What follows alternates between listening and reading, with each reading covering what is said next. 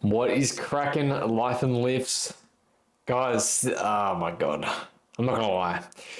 I was putting off filming this for so long.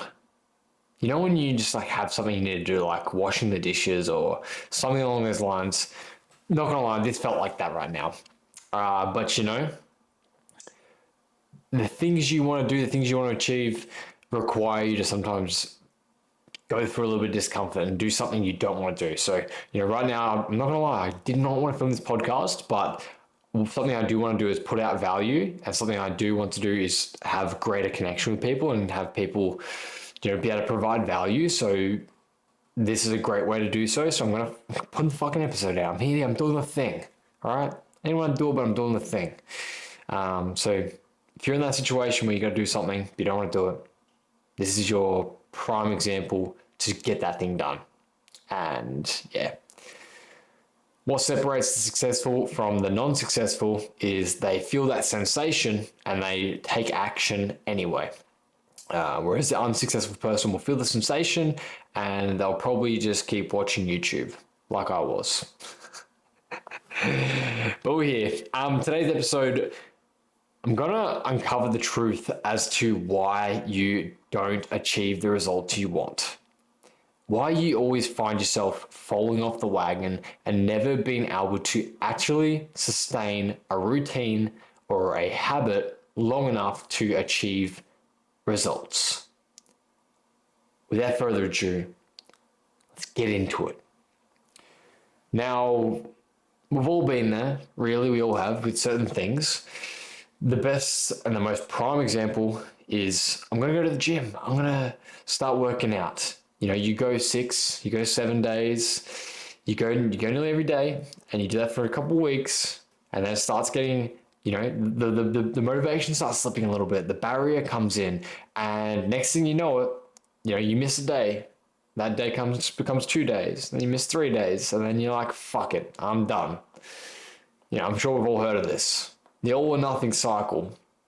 You either get, burnt out, you get injured, or your schedule fills up too much, you feel like a failure, you feel shame, you feel guilt, you fall off the wagon, and then you have to wait until you get that motivation to start all over again, and then you'll do the burnout, and then you'll fucking go through that cycle over and over again. And as we know, consistency is the primary driver of results. And if you're just constantly going through a cycle of trying to do it all at once and then falling off, you're never going to actually sustain the routine long enough to see any real progress. Therefore, you're just wasting your fucking time. So people think it's that they don't want it bad enough or they don't have the motivation. But the reality is they're just trying to make too big of a change too quickly. What would serve you better is actually starting smaller and establishing the habit first and focusing not on the outcome whatsoever, but focusing purely on the habit. For example, if you want to build muscle, the outcome is building muscle. The inputs are going to the gym X times per week, going consistently for a long time, training hard, progressive overloading, eating in a caloric surplus, and eating enough protein, plus mechanical tension. But let's not go too deep into it. But the outcome's muscle, the actual input is going to the gym consistently and doing those things. Now, if I was to go, all right, I want the most optimal routine, I'm going to do that. But, I can't actually sustain that and then I just fall off. I'm not going to get the outcome of building muscle. However, if I just started with what I can actually manage, something that's even easier than I can manage, say like, if I feel like I could practically do 5 days a week, I should probably start with like 3 days a week. That way there's not much barrier. The less the barrier, the more likely you're going to be to sustain it. Because say, if you can just do 5 days and then 1 week is a little busier than normal, you miss a session and then that missed session turns into 2 missed sessions. Before you know it, you're falling off. Whereas if you're just doing 3 sessions and it's piss easy all the time, you're establishing the habit. You're becoming a person who then goes to the gym consistently. And if you're doing that and you become consistent at the inputs and it becomes part of your identity, the outcomes just happen as a byproduct of that. And then from there, once you Once you get going, you keep doing it, you can just add from it. Once you have that baseline, you can just build upon it. Like, what do you like? Yeah, exactly. Start by establishing the habit. Build the baseline. Build up the fucking bricks. It's like trying to build a house it's like trying to build a house without putting down the foundation. Put the foundation down, then slap your bricks on. Not the other way around. Just trying to rush it. The house will just fall over otherwise. The fucking big bad wolf will come in and build that foundation. Lay it. It's important. But yeah, it's all about long term and building the habit, and that's where you start. So a 6 out of 10 effort for a year is going to beat a 10 out of 10 effort for 1 week or 2 weeks. That's the basis of it.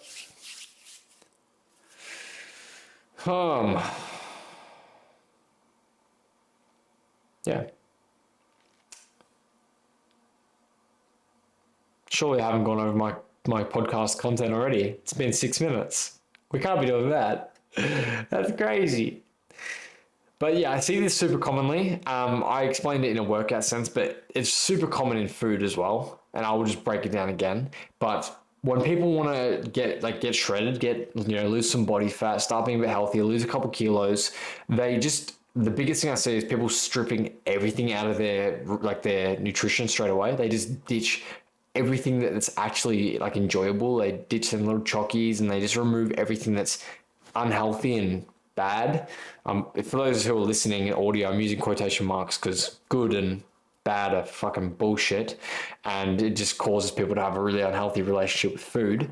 But people just strip everything, and they expect themselves to stick to it when they're just taking out some foods that they really enjoy and that are tied into much more than just food is such a big thing. It's tied into not only keeping us alive, but it's also tied into family events, tied into birthdays, it's tied into celebration, it's tied into so many different human things that span much further than just the biological. It's very psychosocial food, and it's very deeply entrenched into religion, culture, society, and to try to make a massive change really quickly, you're gonna be more likely to just fall off and then be shameful and guilty and never actually get to where you want to be. Whereas if you just start small, you have that goal you want to work towards, you have the outcome there. Focus on breaking it back. What's the first thing you can do? If your goal is to lose 5 kilos, what is required to lose 5 kilos? A calorie deficit. Cool. Start by eating in a calorie deficit. Even if your food intake isn't the most quality foods, if that helps you stick to that calorie deficit to start, why don't you start by that? Even if that means that 50% of your food is just filled with low nutrient quality foods. That's better than just trying to sustain that 100% super nutrient dense diet that you can only stick to for 2 weeks before you fucking go eat 20 donuts because you just restricted yourself so hard that you felt the need to just pound back some donuts.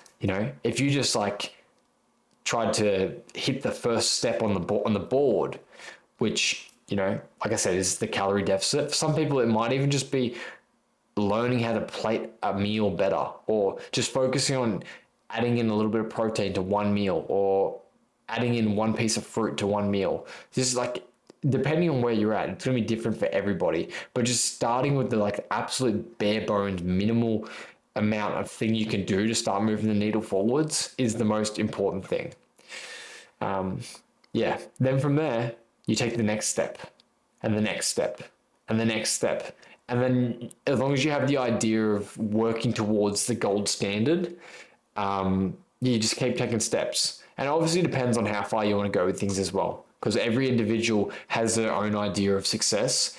Now, a bodybuilder is going to take much more, the steps that they have and their gold standard is going to be much higher than someone who's just looking to, lose a couple of kilos and just feel a bit better. They're not going to have as rigid of an approach, and their gold standard won't be as crazy. So yeah, it's all contextual to you and your long-term goals and the type of person you are and your values in life. And yeah, shit's complex, but it's also super easy.